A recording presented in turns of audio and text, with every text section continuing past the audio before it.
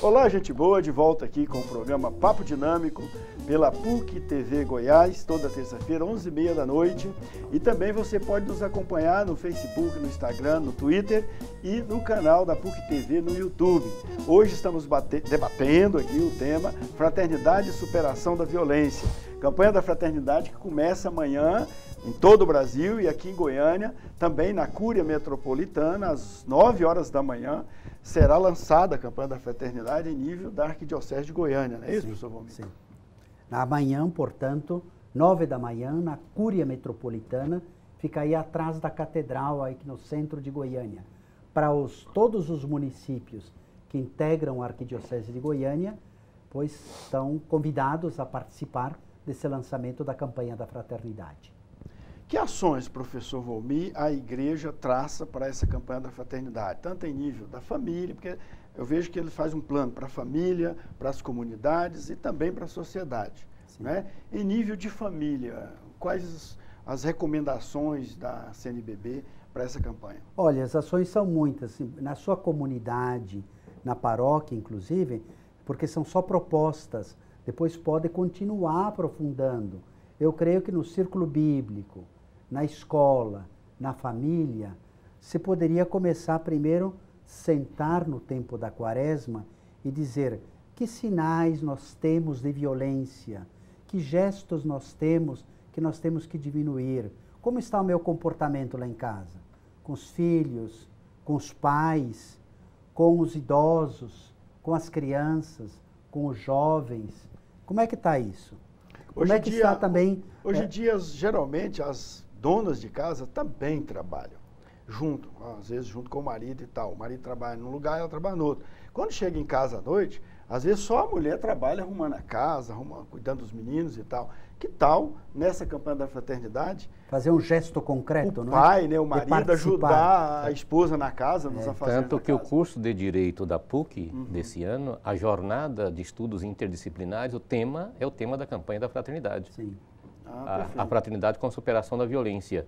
A própria universidade, né, professor Valmir, também tem um grupo, ela constitui todos os anos na campanha um grupo para trabalhar internamente os encontros preparatórios. Nós também no SECOM faremos 5 encontros envolvendo as crianças, os educadores e as famílias. As sugestões dos subsídios da CNBB, da Conferência Nacional dos Bispos do Brasil, para essa campanha da fraternidade, ela vem de encontro com as nossas reais necessidades, quase com esse, eu diria, com esse clamor.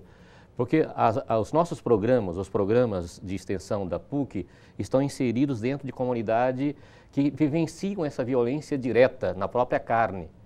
Hoje nós temos até essa semana retrasada, foram assassinados 3 jovens. Um desses jovens é neto de um dos primeiros educadores que foi do SECOM.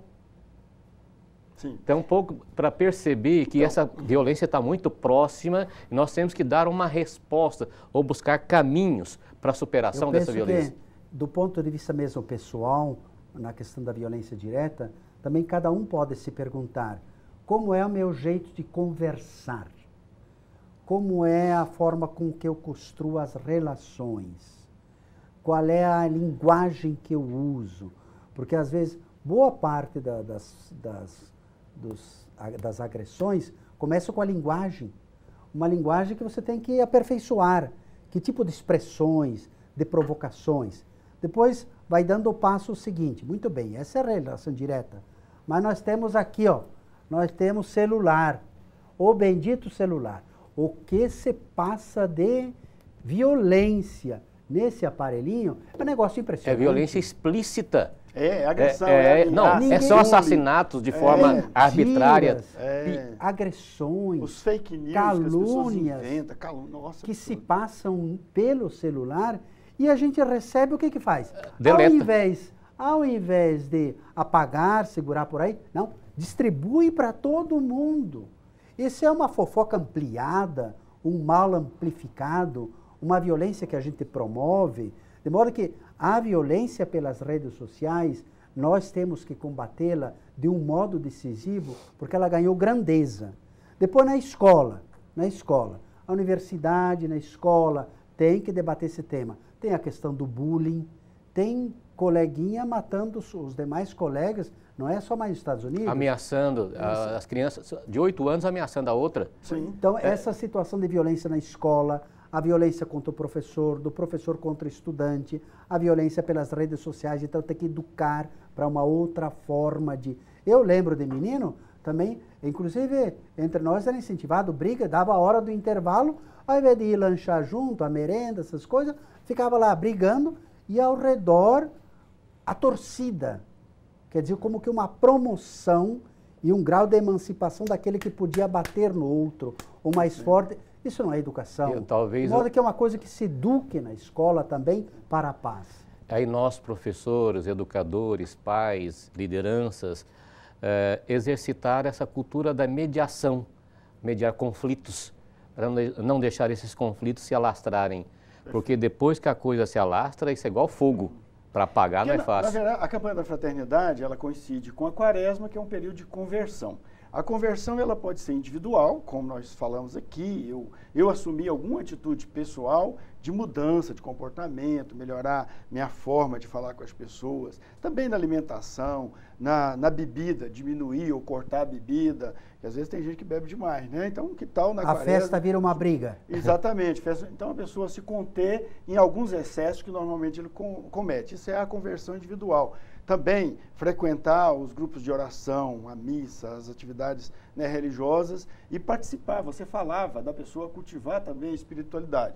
É um momento importante, até porque a pessoa se tornar mais solidária, reconhecer no outro o seu irmão. Na né? paróquia é importante também ter os chamados círculos bíblicos, os encontros, o tempo de encontros preparatórios da quaresma, a via sacra, todos vão tratando o tema da paz e da superação da violência. Então você participa de uma comunidade, de uma paróquia, de um movimento eclesial, de uma pastoral, é bom que se que já é uma conversão comunitária também. Claro, né? Porque aí você vai refletir sobre também a situação de violência no bairro, no trânsito, na família, no trânsito, na sociedade, que ações se pode fazer. Você vai induzir também a liderança, olha, participa do conselho tutelar, participa das políticas públicas, esteja mais engajado nas iniciativas da comunidade, da paróquia, da associação de bairro, das escolas, para a superação da violência, pelo menos no meu quadrado,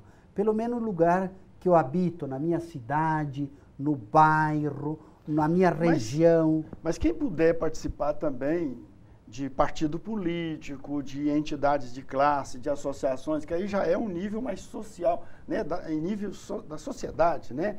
Seria um trabalho de conversão em nível da sociedade. Sim, veja bem, e a participação, por exemplo, num partido político, e a igreja sempre pede aqui também, inspirado, se for cristão, na doutrina social da igreja, porque também não adianta ir num partido político e a igreja defende o Estatuto do Desarmamento. O cara vai militar no partido político e vai defender as armas, armar o cidadão. Não. Então, o sindicato, o partido, como ferramentas, instrumentos para construir a paz na sociedade. Eu acho que um dado interessante também é das pessoas ir além dos fatos. Eu acho que tem que ir além, abrir a janela, enxergar o mundo fora. E acho que a campanha nos oportuniza. Esse negócio, por exemplo, de pena de morte, de atirar em bandidos, nos Estados Unidos, lá é livre a compra de arma e nunca diminuiu a violência. Você imagina a maioridade penal no Brasil Império, era 7 anos. As pessoas reclamam que nós não podemos voltar no tempo, mas essa coisa, por que eu vou voltar no tempo? Então, os nossos antepassados devem estarem remexendo nos túmulos. Olha, nós já conquistamos isso. E as pessoas querem voltar com ideias que já foram superadas. Então, nós precisamos ir além. Então, as pessoas que precisam de ir além do que elas estão enxergando à sua frente. E para ir além, ela tem que buscar fontes. Tem que participar também da vida em sociedade com o espírito, né, da pastoral, como é que é? Pastoral social da igreja. Sim, a doutrina social da igreja. Doutrina social da igreja. Adotar na sua postura, na participação das entidades. Não é embarcar em ideologia, porque olha, a ideologia distorce as visões. Distorce. Doutrina social da igreja, pensamento Doutrina social da igreja. Cujo livrinho tem um livrinho da CNBB, não é desse tipo não, tem uma série, né, documentos da CNBB, você encontra nas livrarias aí de Goiânia, as Católicas Paulinas, Vozes e outras, né? Não sei se lá no Spar ainda tem a livraria lá. Então você encontra o livrinho, pode baixar da internet. Eu penso que também. nós devemos chegar nessa Páscoa. A Páscoa é a grande celebração da paixão, morte e ressurreição de Cristo. Boa lembrança, professor Valmir. E nós não podemos chegar na Páscoa... Que não vamos parar na Quaresma. A Quaresma é uma passagem, um trânsito. Temos que chegar com expressões pascais. Isso. Com a vida de Cristo traduzida na relação da sociedade. Tanto é que o jejum não é nem para ser prostrado. A pessoa, eu não vou mostrar que estou jejuando, não é para aparecer. Isso aí é mais o papel dos escribas e dos fariseus. É uma vida normal, na perspectiva do horizonte da Páscoa. E depois os sinais pascais de paz, de fraternidade, porque a campanha da fraternidade não se restringe aos 40 dias. Ela para todo o ano de 2018, e eu penso que você deveria chegar ao final deste ano e dizer qual é o legado. A sociedade brasileira ficou melhor, as comunidades pelo menos a nossa comunidade, a nossa família. A família ficou melhor, eu fiquei melhor. Então aí aconteceu Páscoa, porque Páscoa não é que chocolate não seja bom.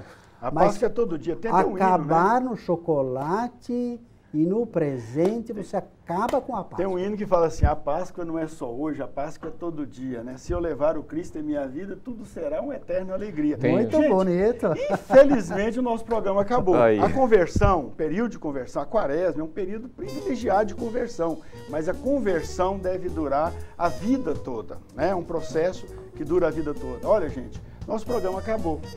Eu agradeço assim profundamente a presença de vocês aqui, as contribuições que ambos deram para os nossos telespectadores. Muito obrigado mesmo. E gente boa, olha, muito obrigado. Boa noite e até terça-feira.